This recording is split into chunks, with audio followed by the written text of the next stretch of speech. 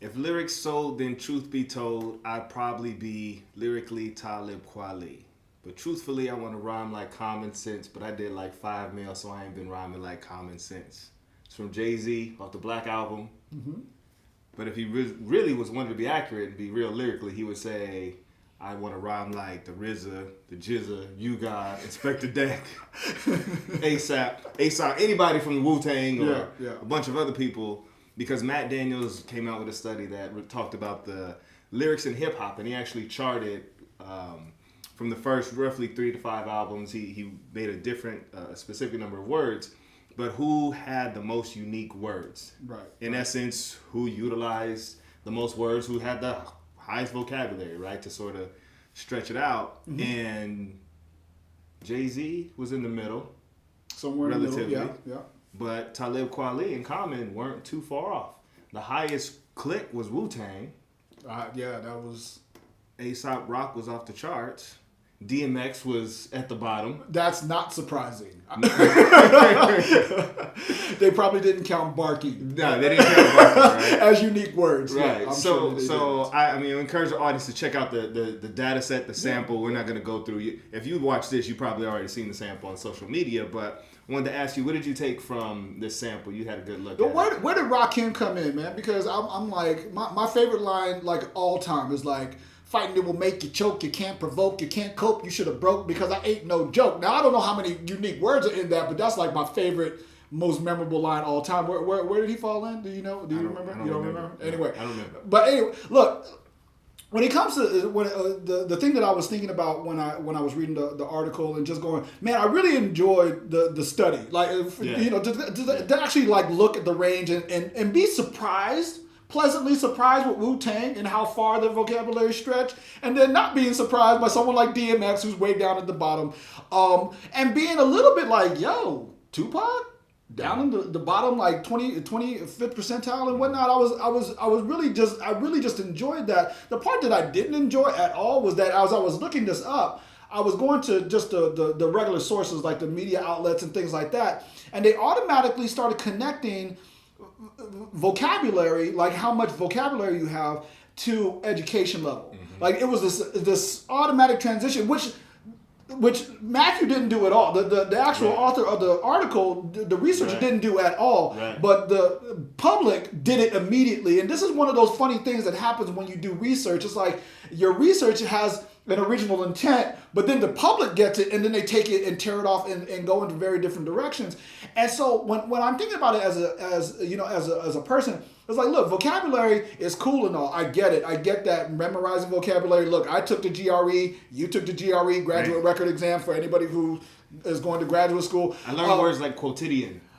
See, I learned the word cacophony, but you said you already knew it because you were in band. I was in band. Yeah, so I'm like, who even uses these words? Right? And so I get that there's this thing called vocabulary, and that Stephen King, I'm a very big Stephen King fan, and I find that he uses that after I did the GRE, I found out that Stephen King like uses a lot of GRE words, and I'm like, yo, this guy is crazy on a lot of different levels. But the thing, like I said, that I was upset about is that the public automatically took large vocabularies and equated it to education levels. And I'm like, as an educator, I'm an educator, and look, I can go into my classroom and use my $10 words. I have plenty of them. I have my PhD. I got all of that. And so I can go in with my $10 words, but I'd rather go in with my $2 words and make change in a classroom. And so because my students are not coming at it like well-read scholars, they're coming at it with just their common everyday understanding about everything. They're coming in with 8th grade education, which,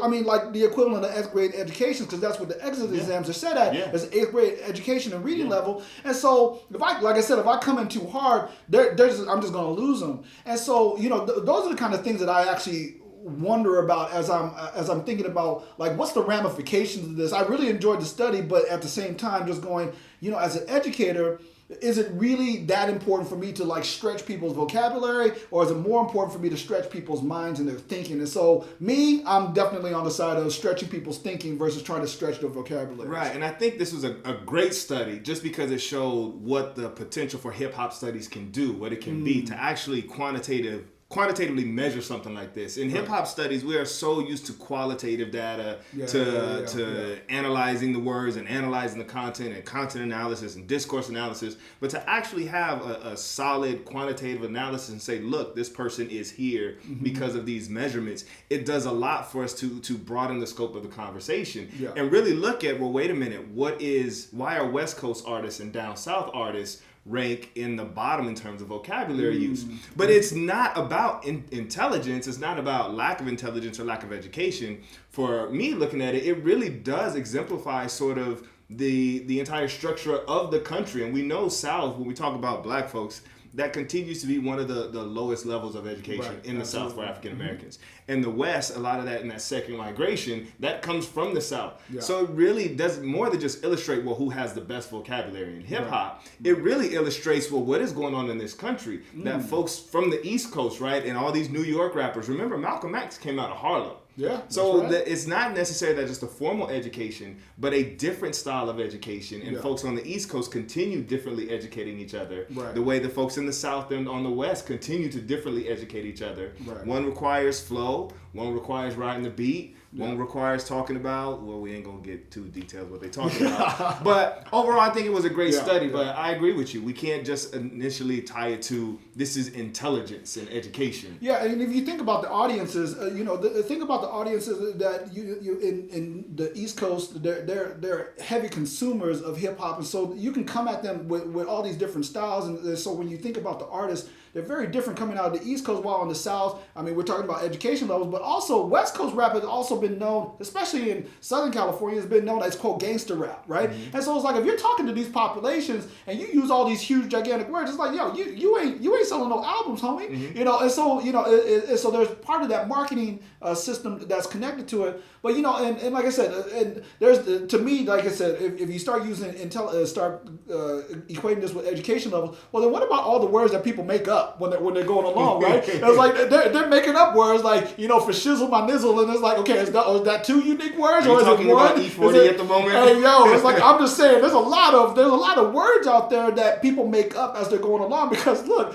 it's rap, and so you gotta like force a word. You gotta force rhyme sometimes. And so does that make it an original word when you just had to force a rhyme or something like that, or is it really about bonus points? That should count as bonus points. That Absolutely, bonus points. Alliterations and all of that stuff. See, I just busted one of my $1 words right there. But it just kind of trips me out when people go into that education and vocabulary and all of that stuff, because that is not what it means, and yet at the same time, I get it. But then, we would be remiss in not saying that, why did he have to talk about Moby Dick and freaking Shakespeare and put it into the same space with hip hop, if you will? That was something that just kind of, I get what he's doing, but it kind of irked me a little bit, because I'm like, yo, why do we always got to measure up to this white European standard, if you would, in regards to vocabulary? At least that's how I kind of interpret it. I put race on a lot of stuff, and so I immediately kind of saw this kind of, why are you trying to colonize hip hop right now? It's like that was part of what was happening in my head. But anyway,